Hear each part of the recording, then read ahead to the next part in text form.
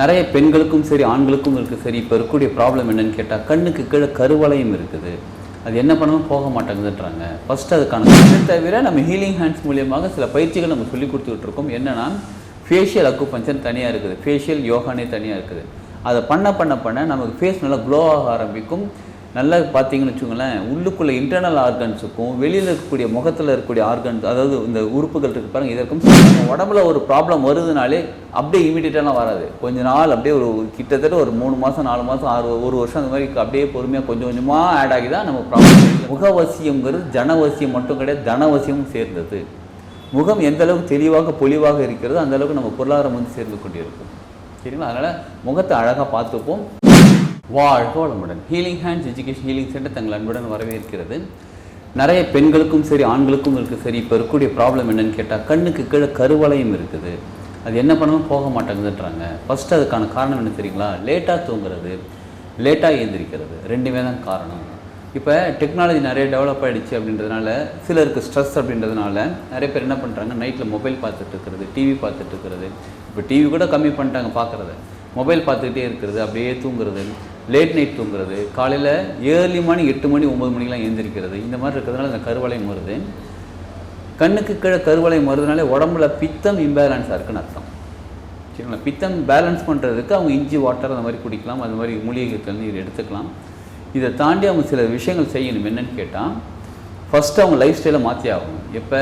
Night 9-9 தூங்கி ஆகணும். காலையில் எப்போனாலும் இந்த 3:30 மணிக்கு மேலே எப்போனாலும் எழுந்திரிச்சிக்கலாம். 3 மணிக்கு கூட எழுந்திரிச்சிக்கலாம். சரிங்களா? அவங்க 4 மணி கூட எழுந்திரிச்சு படிக்கட்டும். இப்போ படிக்கிற பசங்களாம் நிறைய பேர் என்ன பண்ணுறாங்க, நைட் ஸ்டடீஸ் உட்காந்து படிச்சுட்டு இருக்காங்க, காலையில் 8-9 மணிலும் தூங்கிட்டு இருக்காங்க. அவங்க என்ன சொல்கிறாங்க, நைட் எனக்கு படிக்கும்போது பீஸ்ஃபுல்லாக இருக்குது அப்படின்றாங்க. ஆக்சுவலாக காலையில் எழுந்திரிச்சு படிக்கும்போது பிரம்ம முகூர்த்தம் அந்த நேரத்தில் 3 மணி 4 மணிலாம் எழுந்திரிச்சு படிக்கும்போது அந்த எனர்ஜி ஃப்ளோ இருக்குது பாருங்கள், அது செம்மையான விஷயங்களாக இருக்கும். ஞாபகம் நல்லாயிருக்கும் அந்த நேரத்தில் படிக்கும்போது. இப்போ அப்படியே மாற்றி பண்ணிக்கிட்டு இருக்காங்க. காலையில் படிக்க ரொம்ப சிறப்பாக இருக்கும். அதனால் காலையில் படிங்க எல்லாருமே, குழந்தைகளே நீங்கள் தான். சரிங்களா? சரி, அடுத்தது பெரியவங்களுக்கே அந்த ப்ராப்ளம் இருக்குது, என்ன பண்ணுதுன்னு கேட்குறீங்களா? இந்த வெயில் காலம் வேறு. இப்போ வெள்ளரிக்காய் கிடைக்கும். வெள்ளரிக்காய் என்ன பண்ணுங்கள், அழகாக ரவுண்டாக பீஸ் பண்ணி கட் பண்ணிவிட்டு கண்கள் மேலே அந்த நல்லா படுத்துக்கோங்க. படுத்துட்டு கண்ணை மூடி நல்லா அந்த 2 கண்ணையும் வச்சுக்கோங்க. ஒரு 15 நிமிஷம் அது இருக்கும். இது என்ன ஆகும் அப்படின்னு கேட்டால், வெள்ளரிக்காய் வச்சிங்கன்னா கண்ணில் தண்ணி வர ஆரம்பிக்கும் பலருக்கு. ஆமாங்க, கண்ணில் தண்ணி வரும். அந்த தண்ணி என்னென்னா உள்ளுக்குள்ளே இருக்கக்கூடிய அழுக்கு பாருங்கள், அது வெளில வரும். கண் வழியாக அந்த தண்ணி வழியாக வெளில வரும். சிலருக்கு சைனசைட்டிஸ் இருக்குதுன்னா வைக்கக்கூடாதுவாங்க. சைனசைட்டிஸ் இருக்கும் வைங்க. தலைவலி இருக்கும்போது, தலைவலி இருக்கும்போது, சைனசைட்டிஸ்னால் வலி இருக்கும்போது வைக்கக்கூடாது. நார்மலாக இருக்கும்போது வச்சிங்க அப்படின்னாலே உள்ளுக்குள்ளே இருக்கக்கூடிய கழிவுகள்லாம் இருக்குது பாருங்கள், தண்ணி நீர் கழிவுகள் எக்ஸஸாக இருக்குது பாருங்கள், அதெல்லாமே வெளியில் வர ஆரம்பிக்கும். அது மட்டும் இல்லாமல் கண்ணுக்கு குளிர்ச்சி அடைய ஆரம்பிக்கும். கண்ணுக்கு ரொம்ப நல்லது. சிலர் சொல்லுவாங்க, கண் திறனாலும் எரிச்சலாக இருக்குங்க, கண் எரிச்சலாக இருக்குங்க அப்படின்னு சொல்லுவாங்க. அது உங்கள் வெள்ளரிக்காய் வைக்கிறது ரொம்ப ரொம்ப நல்லது. சரிங்களா? அடுத்தது, சப்போஸ் அது முடியல, வெள்ளரிக்காய் வைக்க முடியல, உருளைக்கிழங்கு வைக்கலாம். உருளைக்கிழங்கு ரவுண்டாக பீஸ் போட்டு பஜ்ஜிக்கு போடுவோம் பாருங்கள், பீஸ் மேலே சின்ன மெலிசாக போட்டுட்டு 2 கண்ணிலையும் 2 உருளைக்கிழங்கு வைக்கலாம். இன்னொன்று, உருளைக்கிழங்கு ஒரு 5 நிமிஷம் 10 நிமிஷம் தண்ணியில் ஊற வச்சுட்டு தோலை சீவிட்டு நல்லா ஸ்மாஷ் பண்ணிவிடுங்க. மிக்சியில் போட்டு நல்லா ஸ்மாஷ் பண்ணிவிட்டு அந்த பேஸ்ட் மாதிரி க்ரியேட் பண்ணிவிட்டு அந்த பேஸ்ட்டை ஃபேஸ் ஃபுல்லாகவே அப்ளை பண்ணலாம். அவ்வளோ நல்லது உடம்புக்கு. ஸ்கின்னே நல்லா க்ளோ ஆக ஆரம்பிக்கும். இதை தவிர நம்ம ஹீலிங் ஹேண்ட்ஸ் மூலியமாக சில பயிற்சிகள் நம்ம சொல்லி கொடுத்துட்ருக்கோம். என்னென்னா ஃபேஷியல் அக்குபஞ்சர் தனியாக இருக்குது, ஃபேஷியல் யோகானே தனியாக இருக்குது. அதை பண்ண நமக்கு ஃபேஸ் நல்லா க்ளோ ஆக ஆரம்பிக்கும். நல்லா பார்த்தீங்கன்னு வச்சுக்கோங்களேன், உள்ளுக்குள்ளே இன்டர்னல் ஆர்கன்ஸுக்கும் வெளியில் இருக்கக்கூடிய முகத்தில் இருக்கக்கூடிய ஆர்கன்ஸ், அதாவது இந்த உறுப்புகள் இருக்குது பாருங்கள், இதற்கும் சம்மந்தம் இருக்குது. காது, கிட்னி, கண் வந்து லிவர் சம்மந்தப்பட்டது. அப்போ இதை சரி பண்ணால் உள்ளுக்குள்ளே இருக்கிறது சரியாகும், உள்ளுக்குள்ளே இருக்கிறது சரி பண்ணால் இது சரியாகும். நம்மளால் எது ஈஸியாக முடியும்?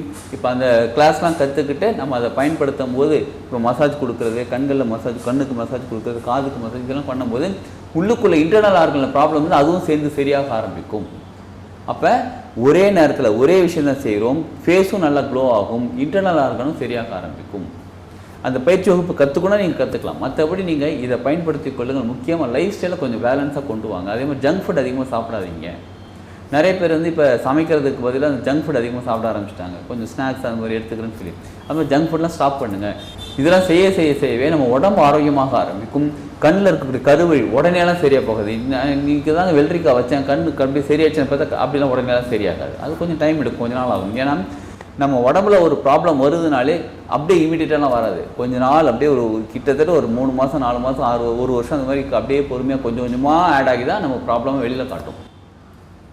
சரியாகிறதும் அதே மாதிரி தான், கொஞ்சம் கொஞ்சமாக தான் சரியாக ஆரம்பிக்கும். அதனால் ரெகுலராக தொடர்ந்து பண்ணிக்கிட்டே இருங்க. லைஃப் ஸ்டைலை கொஞ்சம் மாற்றுங்க. இந்த ரெமிடியை பயன்படுத்தி கொள்ளுங்கள். நிச்சயமாக உங்கள் கண் கருவில் சரியாகி உங்கள் முகமும் தெளிவாகி நீங்களும் சூப்பராக வர ஆரம்பிங்க. முகவசியங்கிறது ஜனவசியம் மட்டும் கிடையாது, தனவசியமும் சேர்ந்தது. முகம் எந்த அளவுக்கு தெளிவாக பொலிவாக இருக்கிறதோ அந்த அளவுக்கு நம்ம பொருளாதாரம் வந்து சேர்ந்து கொண்டிருக்கும். சரிங்களா? அதனால் முகத்தை அழகாக பார்த்துப்போம். பொருளாதாரத்திலையும் நம்ம சூப்பராக ரிசீவ் பண்ணுவோம். அதே மாதிரி மற்ற நல்ல நண்பர்கள் நல்லவர்களையும் நம்ம ஈர்க்க ஆரம்பிப்போம். வாழ்க்கையில் சூப்பராக முன்னேறுவோம். வாழ்க வளமுடன்.